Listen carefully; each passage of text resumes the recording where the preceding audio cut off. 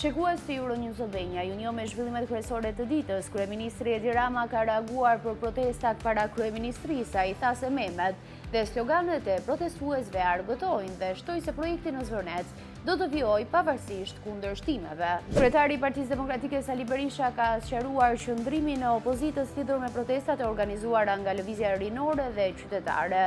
Berisha shprehet se Partia Demokratike nuk është organizatore e protestës, por e respekton dhe mbështet të drejtën e qytetarëve për të protestuar. Vrasje me armëzjarri në Paskuqani, riu vritet pas sherrit për motive banale. Renea ka nisur operacionin për kapjen e autorit.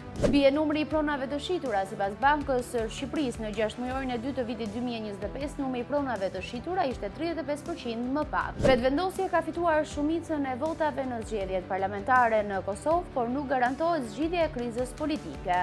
Ndërkombëtarët bëjnë thirrje për ngritjen e institucioneve. Irani ka lëshuar mbrëmjen e së dielës rreth 10 raketa drejt veriut të Izraelit. Sulmi vjen pas më shumë se 2 muajsh armëpushimi dhe rrezikon negociatat e hapura mes SHBA-ve dhe Iranit. Gjithashtu dua t'ju kujtoj që për lajmet e fundit nga vendi, rajoni dhe bota, shkarkoni aplikacionin e Euronews.al në App Store dhe në Google Play.